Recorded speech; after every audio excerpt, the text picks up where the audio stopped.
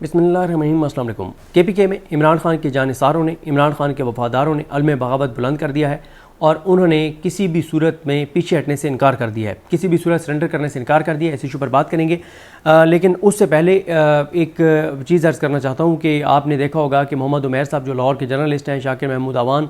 और दीगर जो जर्नलिस्ट हैं लाहौर के, वो ये लिख रहे हैं कि सोमवार या मंगल को 9 मई के पहले केस का लाहौर में फ़ैसला आ सकता है। और आपको पता है क्या फ़ैसला आएगा? जस्टिस जाहिर अफरीदी साहब का दौर है, जस्टिस जाहिर अफरीदी साहब की अदालतें हैं, जस्टिस आलिया नीलम साहबा के लगाए हुए जज हैं और क्या मतलब फ़ैसला आना है वो आपको भी पता है, मुझे भी पता है,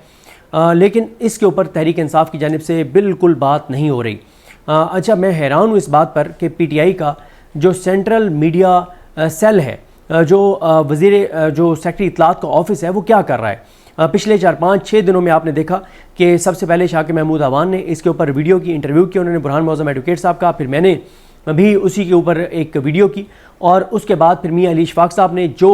सरकारी गवाहों को जो है वो बिल्कुल नंगा किया है और बिल्कुल सारे केस को बर्बाद कर दिया। उसके बाद मलिक परवेज़ इकबाल जो है उन्होंने जिस तरह से सरकारी वकला के ऊपर जरा की और जो चीज़ें सामने आई हैं इमरान खान के हक़ में और PTI के हक़ में, उसके ऊपर मरकज़ी सेक्रेटरी इत्तलात शेख वकास अकरम साहब को, चेयरमैन PTI बैरिस्टर गौर साहब को, सेक्रेटरी जनरल PTI सलमान अकरम राजा साहब को कोई तौफीक नहीं हुई कि वो उन चीज़ों के ऊपर प्रेस कॉन्फ्रेंस करें। अगर इमरान खान बाहर होते और रात 2 बजे ये तफसीलात सामने आती तो 2:10 पे इमरान खान लाइव होते और 2:10 पे इमरान खान सिर्फ 10 मिनट के बाद इमरान खान बता रहे होते कि 9 मई का पूरा बयानिया बर्बाद हो गया है और जिस गवाह के ऊपर पूरा 9 मई का बयानिया खड़ा था वो गवाह गिर गया है, साबित हो गया। एहराम वाली स्टोरी, वो मैं उसकी मज़ीद डिटेल्स हैं वो भी आपके सामने रखूँगा। लेकिन शेख वकास अकरम साहब ने, गौहर साहब ने, सलमान राजा साहब ने इसके ऊपर कोई प्रेस कॉन्फ्रेंस नहीं की, कोई नहीं बताया पूरे पाकिस्तान को। होता यह है कि जब ये प्रेस कॉन्फ्रेंस करते,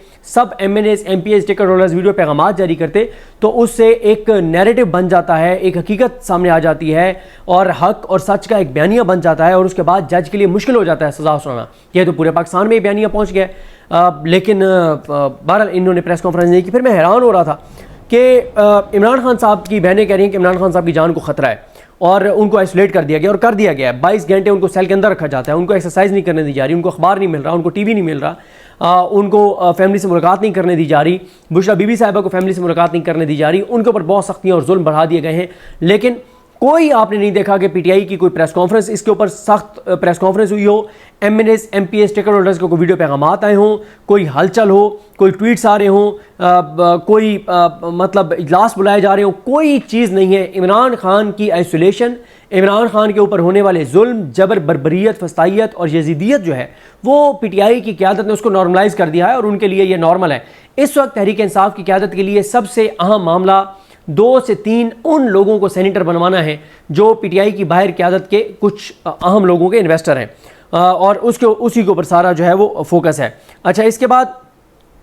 मैं हैरान हूँ कि जो पंजाब की बैड गवर्नेंस है, जो 200 के करीब लोगों की जानें चली गई बारिशों से, और मरीम नवाज साहिबा ने आज इतना बड़ा इश्तिहार, करोड़ों रुपए के इश्तिहार दे दिए और कहा कि जनाब क्या बात है, मरीम नवाज ने ज़बरदस्त कारकर्दगी दिखाई है, 200 लोगों की जानें चली गई हैं और मरीम नवाज कह रही हैं कि जनाब हुकूमत कह रही है कि मरीम नवाज ने कमाल कर दिया है और कोई PTI इसके ऊपर नैरेटिव नहीं बना सकी। चीनी स्कैंडल के ऊपर PTI कोई नैरेटिव नहीं बना सकी। इमरान खान के खिलाफ जो 5 बड़े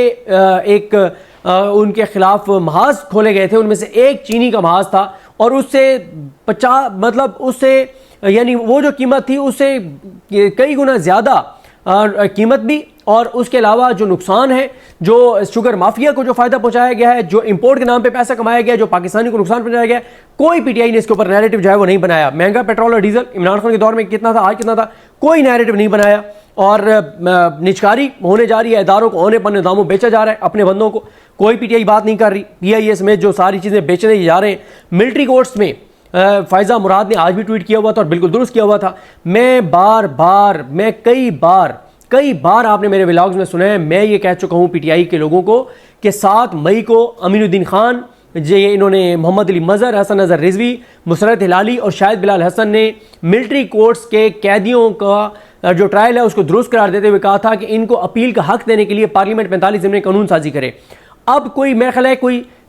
कोई 70 दिन से ज़्यादा हो गए हैं 15-20 दिन ऊपर हो गए हैं, ना आपने इसके ऊपर गौहर साहब का कोई बयान सुना होगा, न इसके ऊपर आपको सलमान राजा साहब परेशान नजर आए होंगे, न इसके ऊपर आपको शेख वकास अकरम साहब बार बार प्रेस कॉन्फ्रेंसेस करते हुए नजर आए होंगे, बार बार को ना ही इनके एमएनएस एमपीएस और टिकट होल्डर्स बात करते हुए नजर आए होंगे। क्यों? क्योंकि इनकी फैमिली के लोग नहीं है ना। वो इमरान खान का एक भांजा है, हैदर मजीद है, बाकी वो फायजा मुराद साहबा के ससुर हैं, बाकी आम सिविलियंस हैं जो इनके खानदानों से नहीं है, इनके बच्चे नहीं है, इनके भाई नहीं है, तो इसलिए इनको कोई मसला नहीं है। और इनकी एमएनएशिप एमपीएशिप इनके मजे चल रहे हैं, इनको क्या जरूरत है उसके ऊपर बात करने की। कोई बात ये मिलिट्री कोर्ट्स वालों के ऊपर नहीं कर रहे, जो उनके ऊपर सख्तियां हो रही हैं, जो कुछ ज्यादतियां उनके साथ कोटलाक जेल में हो रही हैं। मैंने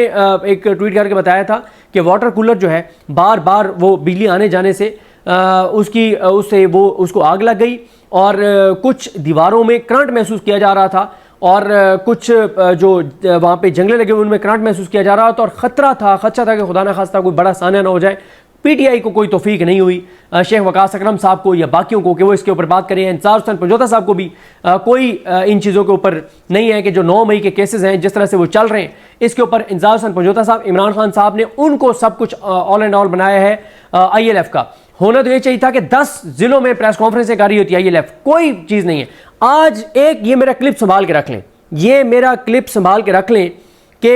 अभी पाकिस्तान बार कौंसिल के और पंजाब बार कौंसिल, सारी बार कौंसिल्स के इलेक्शन होने वाले हैं।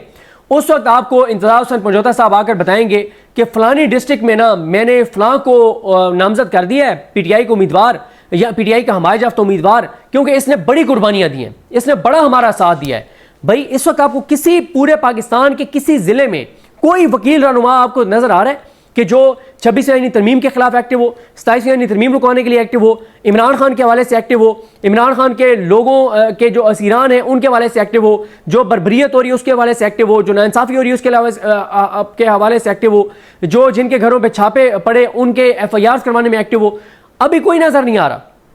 लेकिन जैसे ही इलेक्शन होंगे ना तो इंसार हुसैन पंजोता साहब हमें बताएंगे फलाने डिस्ट्रिक्ट में फलाना इमरान खान का बड़ा जानिसार है, फलाने डिस्ट्रिक्ट में फलाना इमरान खान का बड़ा जानिसार है। पता नहीं वो उनकी जानिसारी जो है वो इमरान खान के ऊपर जान निछावर करना इंसार पंजोता साहब को तो नजर आ रही होगी या पता होगी, बाकी पूरे पाकिस्तान को नहीं पता होगा। इस वक्त तहरीक शुरू हो चुकी है, कितने वकला हैं बड़े बड़े जो इंसाफ की बात कर रहे हो, जो आइन की बहाली की बात कर रहे हो, जो इंसानी की पामालियों के खिलाफ बात कर रहे हो, जिनकी वीडियोस आ रही हो सोशल मीडिया के ऊपर, जिनके ट्वीट्स आ रहे हो, जिनके बयानात आ रहे हो, जिनकी प्रेस कॉन्फ्रेंसेज आ रही हो। मुझे तो एक भी नजर नहीं आता पूरे पाकिस्तान में ILF का कोई अहम बंदा या वो जिनको ILF सपोर्ट करने जा रही है आगे पाकिस्तान बार कौंसिल के इलेक्शन में। लेकिन फिर इंसार हुसैन पंजोता साहब में बताएंगे बड़ा जानिसार है और सारे एतबार कर लेंगे और PTI के जो हामी वकला हैं वो उनको वोट डालने शुरू कर देंगे उस वक्त। अच्छा, उसके बाद आ जाए जनाब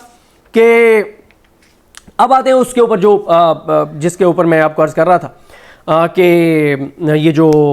इलेक्शन वाला मामला है, सेनेट इलेक्शन वाला। पहली बात तो यह है कि KPK असम्बली का इजलास हलफ उठाने के लिए बुलाना ही नहीं चाहिए था। ये असम्बली हलफ उठाने लेने देते chief justice Peshawar high court को, आपको तो हलफ लेना ही नहीं चाहिए था कि हम इन गैर आइनी फैसले के तहत मिलने वाली मखसूस नशिस्तों का हलफ हम लेंगे ही नहीं। ले लेते ना chief justice Peshawar high court, वो ले लेते। बिल्कुल ऐसे ही जैसे इमरान खान के खिलाफ अदम एतमाद के ऊपर वोटिंग ना तो करवाई थी असद कैसर साहब ने, ना कासिम खान सूरी ने, ये फिर इन्होंने अपने ही एक बंदा बिठा के और अदम एतमाद के ऊपर वोटिंग कराई थी। इन्होंने PTI ने तो नहीं कराई थी वोटिंग। तो बात यह है कि इनको स्पीकर को हलफ लेना ही नहीं चाहिए था इनसे, मखसूस नशिस्तों वालों से। इनको स्टैंड लेना चाहिए था कि जाएं जी ले लें, गवर्नर ले ले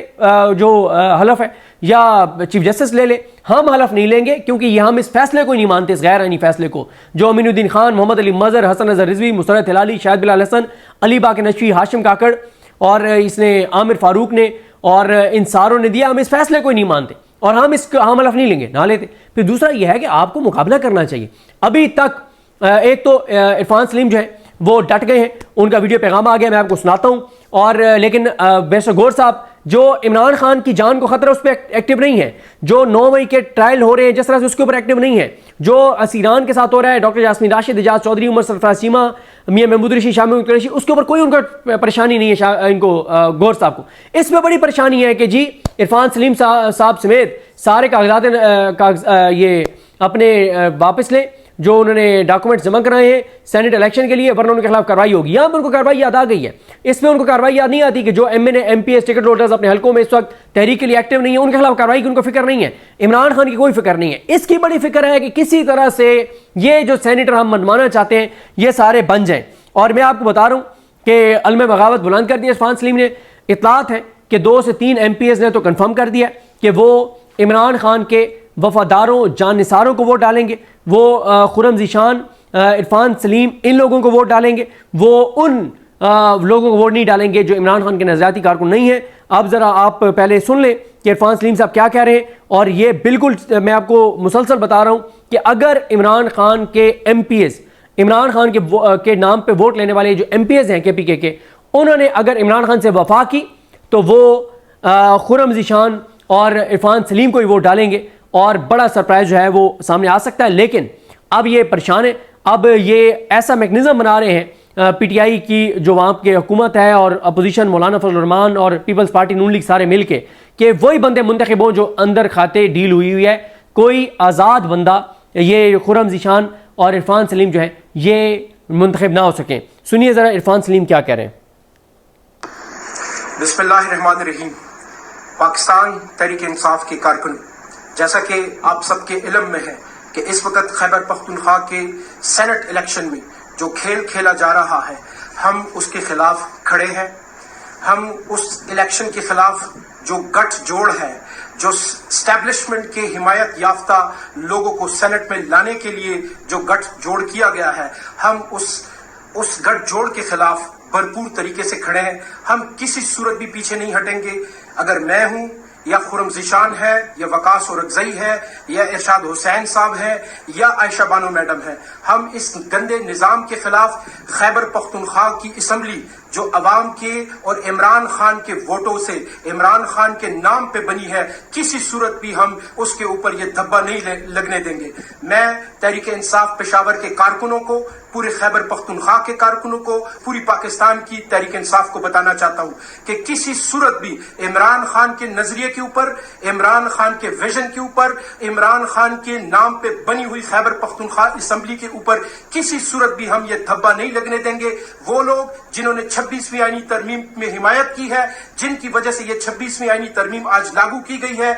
जिनकी वजह से एस्टेब्लिशमेंट इस वक्त अनअनाउंस मार्शल लॉ नाफिज किया हुआ है, इंसानी हुकूक की शदीद तरीन खिलाफ वर्जियां हो रही है, हमारे सूबे में ड्रोन हमले हो रहे हैं, मिलिट्री ऑपरेशंस हो रहे हैं, इन तमाम तर के खिलाफ वो पार्टियां जो इस तमाम तर सूरत हाल की और पिछले 4 सालों से इस रिजीम चेंज के ऑपरेशन के बाद उन्होंने जो किरदार अदा किया है, किसी सूरत भी हम तहरीक इंसाफ को और खैबर पख्तूनख्वा की असम्बली को उनके सामने झुकने नहीं देंगे। मेरी दरखास्त है खैबर पख्तूनख्वा असम्बली के मेंबरान से कि आप सिर्फ और सिर्फ इमरान खान के नाम से आप जो है वो मुंतखब हुए। मेरी, आपकी या किसी और की कोई हैसियत नहीं है। आपको इमरान खान के नजरिए के ऊपर किसी सूरत भी सौदा करने हम नहीं देंगे। हम इस निजाम के खिलाफ खड़े हैं और जब तक हम में ताकत है, इमरान खान के नाम के साथ, इमरान खान के झंडे के साथ, इमरान खान के नजरिए के साथ खैबर पख्तूनख्वा की असम्बली खड़ी है और खड़ी रहेगी इंशाअल्लाह ताला अज़ीज़। शुक्रिया। ये जी डट गए हैं इरफान सलीम, कागजात वापस लेने से इनकार कर दिया है। लेकिन अभी गौर साहब का एक